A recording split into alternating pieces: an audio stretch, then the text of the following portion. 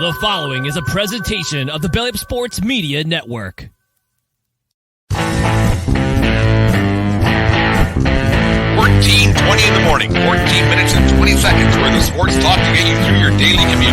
Hot takes, recaps, best bets, and a little humor to get your day going in the right direction. Sit back, grab your coffee, and let's get into it. All right, 14:20 in the morning for this 9th day of January 2024. Today's show, as always, is brought to you by SeatGeek.com, the SeatGeek app. Use promo code 1420pod at SeatGeek.com today and save yourself $20 on your first purchase over there at SeatGeek. Remember, we are part of the Belly Up Media Network. Go to bellyupsports.com for all their great sports articles and other podcasts, such as the one going on tonight. My boys over at Craft Brewed Sports join Mike and the guys 6 o'clock Mountain Standard Time, 8 o'clock Eastern on their YouTube channel. I think it's on the Belly Up channel as well. Make sure you go and check that out. Always a good time with Mike and the guys talking whatever. They'll probably talk about the college football game last night, the championship game, which turned out to be a bit of a dud, but that's not a big deal. Anyways, kind of had a feeling it was going to turn out that way, but that's just the way things roll in the world of college sports and way sports in general. Remember, and thank you very much for everybody who listens to the show on a daily basis, whether it be podcast form or over there on YouTube. And if you haven't checked out the YouTube channel, make sure you go and check it out today. We put new shows up there each and every day for your viewing pleasure at YouTube. 1420 Sports Podcast YouTube channel. Anyways, big news out of Philadelphia last night.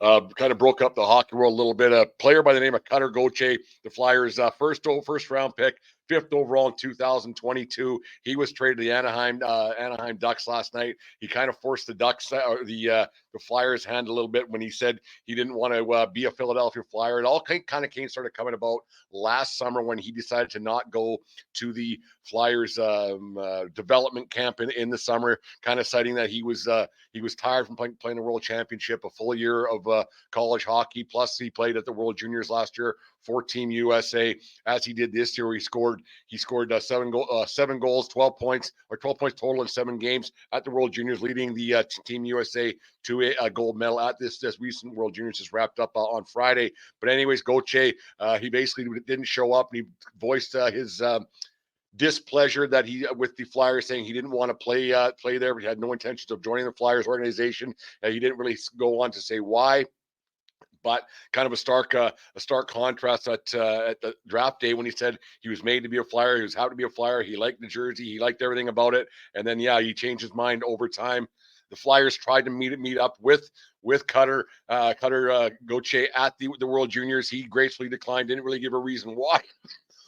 He just basically said, I'm not meeting with you guys. I'm focused on this tournament, not worried about my pro career right now. Anyways, the Flyers, before this news came out and became really public that he wasn't going to be joining the Flyers anytime soon. He had no intention of playing with them because that would decrease his trade value, and the trade value would have went down considerably if that news got out. So the Flyers made the deal. They said, "The heck with it. We're going to get rid of you. We're going to trade you, even though we like you as a hockey player. It's time to go. It's time to say thanks, bye, see ya." So they went and got with the Anaheim Ducks. They made a deal. Pat Verbeek, GM of the Ducks, he got the deal done for Jamie Drysdale, a great defenseman.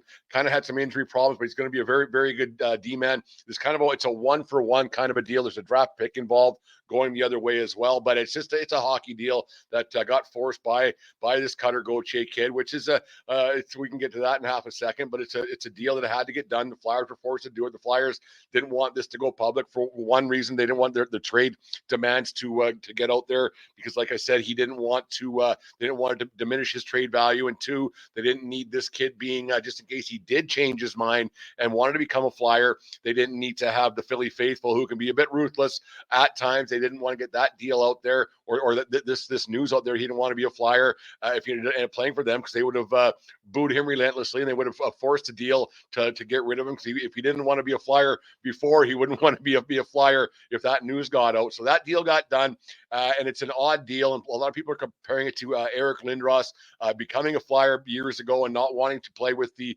Quebec Nordiques. And I kind of understand that thought process a little bit, but not a whole bunch of bit, because the thing with Lindros is he was going to be an all-time talent, and I'm not going to sit here and pretend that I know who this Cutter Gauthier kid is. I'm not going to pretend that I've seen him play 50 games. I've seen him play the World Juniors. He's a very good player. He's going to score some goals in the National Hockey League.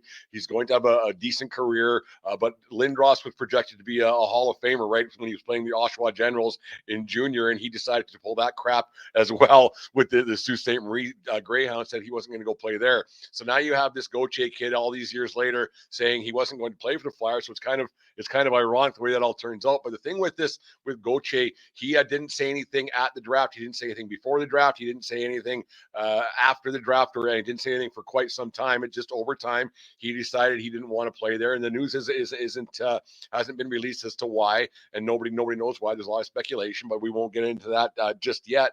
The thing with Lindros is he told the Quebec Nordiques right off the bat that he wasn't going to play for them. Don't draft me. I'm not signing with you. I don't want to play there. Your team's awful. It's an awful franchise. I don't want to do it. I'm out. I'm not doing it. You wonder if that the Lindros draft would have been 2 years later when they moved to the Colorado Avalanche, if he would have had a different tune then. Who knows? But that's neither here nor there right now as we speak here on 1420 in the morning, sponsored by SeatGeek. Anyways, you just wonder, like, it's one of those situations with this Gauthier kid where he was all for playing for the Flyers. He said he was happy to be drafted by them, and then something just went sideways. Was it because Tortorella was the coach? Was it because there's been a shift in how things are being done there? Because the Flyers are actually having a very good season. They are going with a bit of a more of a youth movement. I know that Kevin Hayes had a few derogatory things to say about the Flyers. Did that change Gauthier's mind in the recent months that have gone by? Who knows? I don't know. But it's funny to see a guy like he was talked about last night in the Flyers post-game show. Some reporter asked Tortorella what he thought about Gauthier's trade and everything else. He said, I don't know Cutter from a hole in the wall. I don't care. I'm not going to discuss players who don't want to play here. And I think that's a perfect response from Tortorella, going and saying something like that and just saying, you know what? We're not going to worry about guys who don't want to be here. We're not going to comment on guys who don't want to be here, because you know what? That's Danny Briere's problem. That's Keith Jones' problem. It's not the players in the dressing room's problem. It's not me as the head coach's problem.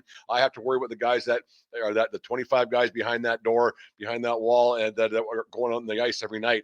And so you have a situation now where this Gauthier kid's going to have a real tough go. Yeah, he's going to be playing in Anaheim. Who knows when he's out of? I think he's a Boston College guy right now, having a pretty decent season out there. But if he does come out of college a little bit sooner, if he does come out, if he does delay, when he does end up playing against the Flyers at one point in Philadelphia, he's going to get a really rude awakening. And the thing about these kids that come out of college, remember Jimmy Vesey, he did the same thing, kind of forced his hand. You had Kevin Hayes who did it. You had Jim Fox ended up not wanting to play in Calgary, ended up playing with the Rangers, and they forced their hand because the collective bargaining agreement for college players is a different thing. So you wonder if Gauthier kind of seen the writing on the wall that he's going to come out of junior or come out of college and end up playing in the National Hockey League sooner rather than later, but maybe there wasn't a spot for him. He sees the depth chart of the Flyers, saying, you know what, I'm not going to be able to leave college early, go and make some money of my own, and end up playing pro this year. Maybe he saw something that others don't. Maybe he sees like the trade to Anaheim. He probably couldn't foresee that. Who could? Rumor has it that the Montreal Canadiens turned down a deal for Gauthier. They said, maybe we'll stay away from that one. And he's probably had a lot of teams who are like, well, if he doesn't want to play there, why would he want to play here? Did he want to? Because apparently his family lives in Arizona. Did he want to be on the West Coast? I don't know. Nobody really knows, and he hasn't spoken to it yet. Now he probably won't, because usually how these kids are, and they hide behind social media, and they hide behind their agents and everything else, and their parents, because apparently this guy's dad played in the National Hockey League as well. So you just kind of wonder how this is all going to turn out. Did he see a no chance of playing for the Flyers? I personally think that might be the thing that kind of pushed him away. Saw where he's going to be in the depth chart, and he didn't want to maybe play for a guy like John Tortorella, it's an odd situation to not want to play for Tortorella. Yes, Tortorella can be a bit hard on kids, and he can be a bit hard on players. He can be a bit hard on rookies, but most of the players that played for him, I'm not going to say all, but most of the players that play for him quite like playing for him, because he is a player players coach, and he does get the most out of those kids for 3 or 4 years. He would have outlasted the duration that the Gauthier would have outlasted Tortorella's lifespan, because Tortorella's lifespan with most hockey teams is about 4 years.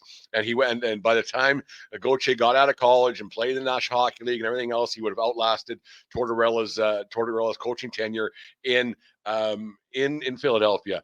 I don't know how much I like these kids, and it's such a hard line, because nobody is forced to work anywhere in this world. If you're a plumber or a banker or a doctor or an accountant or a pipe fitter or an iron worker or a welder or whatever you want to be, the butcher, the baker, the candlestick maker, nobody is forced to work anywhere they don't want to. If they don't like their working conditions, it's their God-given right to not God-given, but it's their country given right to go and work somewhere else if they don't want to work there.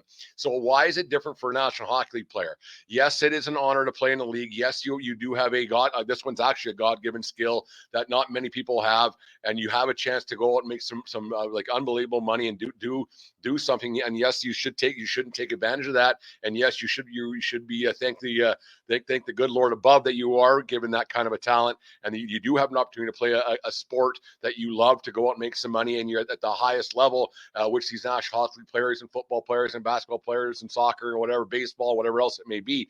So I don't know if I subscribe to that story about this kid should be just happy to play in the league until whoever drafts you, just shut your mouth and go play there.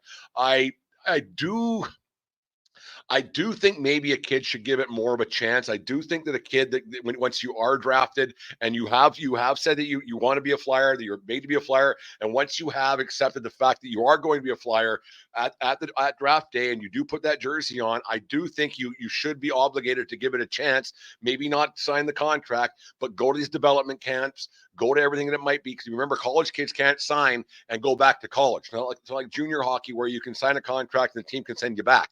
Once you're committed, you're there. You can't leave again, right? So I don't know if I subscribe to the fact that this kid, just because he didn't want to work there, that he should be able to work somewhere else. I think they should have to give it a chance a little bit. They should have to kind of give it the good old college try, I guess, and see if they want to play. Is this kid entitled? I don't know. Are all signs pointing that way? Yeah, they are, because there is an entitlement issue throughout the National Hockey League, and players are it's not just an entitlement thing. Players do have a lot more leverage than they used to, because of these draft picks, especially high draft picks, top 5, top 6 guys, they do garner a bit of attention, they garner a bit of money, and teams do tank to get these high picks to improve their team later on. So I don't know which side of the fence I'm on this one. Am I going to be a fan of Cutter Gauthier? Probably not.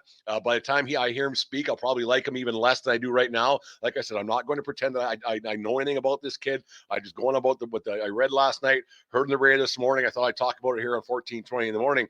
I just wanted to get other people's opinion about what they feel about these athletes saying the yes, no, maybe so when they do get drafted by a team and they don't want to go there. Eli Manning did it with the San Diego Chargers back in the day, right? And that's how he ended up with the New York Giants. And Philip Rivers ended up having a long career with the San Diego Chargers.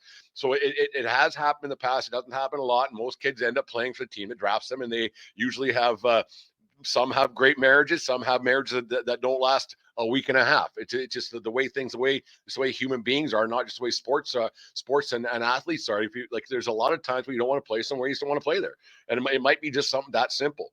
Did he dislike Tortorella? Did he like the philosophy of the Flyers? Did he see himself not being able to be utilized with the Flyers situation? Did he see his offensive talents maybe being wasted if he played there? Did he actually lie about the color of their jersey? I don't know, but no one's ever going to know unless he speaks. And I highly doubt that the kid's actually going to speak and say anything about why he didn't want to be a Flyer, because I don't think anything that he says is going to turn out very well for Mr. Cutter Gauthier when it's all said and done. Like, I don't think it's going to turn out very well at all for him, because Flyers fans are going to be ruthless regardless of what this kid ends up saying. And like, no matter what, this kid is going to be tarred and feathered in the court of public opinion in Philadelphia. It's not the city of brotherly love. Don't get anybody wrong. They're a passionate fan base out there, and you admire them for it. So I wouldn't expect the Philadelphia Flyers fans to change their minds on this one. What was it good for Gauthier, for Dan Briere, the GM, and Keith Jones to say not a whole bunch? Yes, it was. But the way that he came out to Jones last night on the Flyers telecast, he basically said, you know, the kid didn't want to be here, so we're going to get rid of him. Before it becomes a problem, we're just going to get rid of him. He doesn't want to be a Flyer. We can't force him to be a Flyer. Thanks, bye, see ya. That's it. We're not going to talk about it anymore. We made a hockey deal. We're a better team now than we were. We didn't want a kid playing for us that didn't want to be here. Pretty simple. And that's just the facts of it all. I appreciate that Jones's honesty and ability to come out and say that last night. I think it was a great way to do it. Briere was the same way in his media availability, saying, you know what, the kid didn't want to be here. He doesn't know why he didn't want to be here. So let's just get rid of him. Let's get rid of the problem before it becomes the best way to avoid a situation is to avoid a situation. And that's what the Flyers did by not bringing that guy around, not having that guy in the dressing room, not bringing him around. Maybe if they sign him in the late in the season when his college season is done, because it happens a lot, just not have him around. And some of the players were commenting on it this morning, saying, you know what, the kid didn't want to be here. I'm not going to comment on it. We'd rather have players that want to be here, be part of the team, be part of the solution, making the Flyers a better team. And they're a playoff fringe team right now. I don't want to put them in the playoff category as of yet, considering how bad of a season they had last year. But this was a good hockey deal. They went and got that Drysdale kid who's a good player. Will Gauthier have a great career in Anaheim playing with Trevor Zegras? He very well might be. He might have a great time playing out there. Closer to home, who knows? I don't know. I like I said, I'm on both sides of the fence about this one. Should the kid have been forced to play somewhere he didn't want to? No. But should the kid have misled the Flyers for that amount of time? No, he should not have done that either. Break up with the guy early and often, whatever. See you later. Thanks, bye, see ya. Flat out say, I don't want to be here. And come out and give the reasons why. Like, you're not going to force a kid or change his mind. Like, the kid's 18 years old. He got drafted, and then he's 20 years old now, and he made some decisions, and he made some lifestyle changes or whatever it might be. You don't know until we hear the third side of the story, because there's three sides to every story: his side, their side, and the truth, right? And so until you get to the bottom of the whole thing and hear what he has to say, we can't really speculate. Do I think it's an entitlement thing? Personally, that's my own thing. It's just one of those gut feelings that I have about this one. But I really think that Danny Briere, this kid did owe, at the very least, he did owe the Philadelphia Flyers an explanation as to why he didn't want to go there. Briere and Jones wouldn't have come out and said why he didn't. They would not have disclosed to the media. It would have been a grown-up conversation between what was going to be a GM, what was going to be a team president, and a player, and his agent or whoever. But somebody in the Gauthier camp definitely owed the Philadelphia Flyers and their staff an explanation of what was going on, because they invested some money in this kid and they invested some time in this kid and everything else. Why this kid couldn't have just met up with Briere, who seems like a logical guy, a level-headed guy. Why they couldn't have met up with Keith Jones, logical guy, level-headed guy, long-time NHL guy, been around the game for a long, long time. Why this kid couldn't have at least given them 10 minutes of his time, of his precious time, to say, here's the reasons why I don't want to play. You're not changing my mind. Shake the hands of the team, and that's it. And that's why I think this is an entitlement thing. That's why I think this kid's going to turn out to be a little prick. And it took me till 11:01 at 14:20 in the morning to use a derogatory quasi swear word. And that's why I think that this one stinks to high heaven, because this kid couldn't give people who invested time and money in him the time of day at the World Juniors. It wouldn't have been hard. It wouldn't have been hard, because they did reach out. They did try. It would have been easy to say, listen, you know what? I just don't think it's right for me to be a Philadelphia Flyer at this time in my career. If something changes later on in my life, where I whatever's going on, I'd be more than happy to play with your franchise at a latter date if a trade opportunity arises, whatever it might be. But right now, just isn't the proper time. He could lie to him. Just tell him. Just say that. Right now is not the proper time in my career path moving forward to be a Philadelphia Flyer. Thanks for your time. See you later. Done. That's all he had to do. Pretty simple. Like, not hard. 10-minute conversation. They weren't going to change his mind, because once somebody has their mind made up, they're not working somewhere. I've done it before. Like, once my mind was made up to work for a certain company or not work anymore, you can't change it. And then once you got a foot out the door, you might as well just jump out the whole way, because it's over. Right. And so and I think that's what this kid he had, and he just wasn't going to change his mind and be proven any different. And he did owe the Flyers a bit of time. So anyways, there's my thoughts on the Danny Briere situation. Anyways, here is a word from a Belly Up sponsor and sponsor of the 1420 podcast as well, Righteous Felon Jerky. Righteous Felon Craft Jerky is the official jerky of Belly Up Sports. For over a decade, Righteous Felon Craft Jerky has led the American meat snack revolution by concocting delicious, adventurous, U.S.-sourced jerky recipes for uncompromising carnivores across the country. With 15 different flavors to choose from, Righteous Felon has all jerky lovers covered, and by using promo code BELLYUP, you will get 15% off your purchase at righteousfelon.com. Do your taste buds a favor today and rip into a bag of Righteous Felon jerky. There it is. Thank you very much to Righteous Felon Jerky for sponsoring the 1420 podcast, as well as all the Belly Up Media shows and website and everything else. Thank you very much to to Righteous Felon Jerky, the best in jerky in the nation, craft jerky to say the least. Let's do in on this day and get everybody out of here on this glory. It's supposed to get really cold here in southern Alberta starting tomorrow, so I'm gonna go batten down the hatches and get some yard work done and just stuff outside before she gets to minus 20, which is darn cold. So it's going to take care of that. All right. On this day in 1977, the Oakland Raiders faced the Minnesota Vikings in front of 438 people at the Rose Bowl in Pasadena, California. It was the second Super Bowl for the Raiders and the fourth for the Vikings. The Raiders entered the game with a 13-1 record, while the Vikings had an 11-1 regular season record, with both teams having future Hall of Fame quarterbacks under center with Ken Stabler and Fran Tarkenton. The game was scoreless in the first quarter, but was taken over by Oakland in the second quarter, and they scored on 3 consecutive possessions and had a record 288 yards in the first half, take a 16-0 lead at halftime. Oakland added 2 fourth-quarter touchdowns. One was 75-yard interception by Willie Brown, and the second by a 2-yard rushing TD, his second of the game, to make the score 32-7.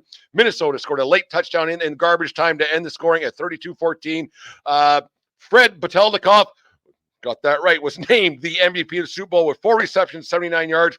The Super Bowl 11 was the only Super Bowl championship for legendary coach John Madden on this day in 1977. I always thought Madden won a whole bunch more than that, but I guess not. It's just one of those things that the legend kind of gets a little bit larger as the years go by. Great coach. I just thought he had more Super Bowl victories. It's one of those things. Anyways, there's 1420 in the morning. Make sure you guys subscribe to the YouTube channel today.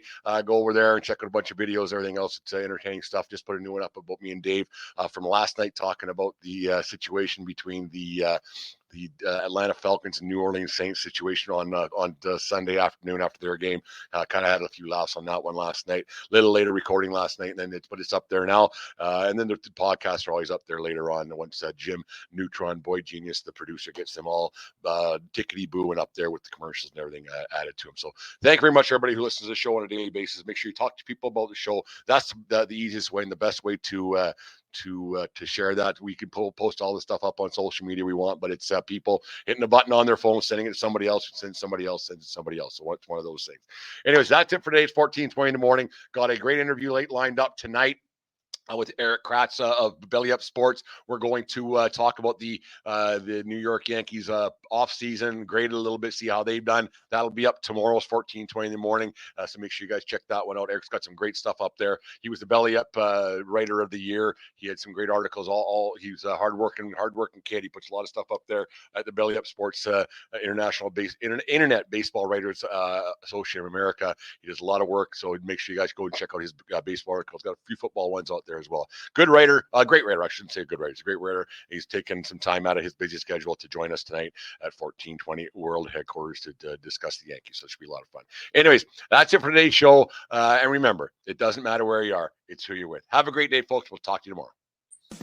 You just listened to the 1420 Sports Bar Podcast. 4 beer with sports talking a whole lot more. We are part of the Belly Up Media Network. Let's get into it.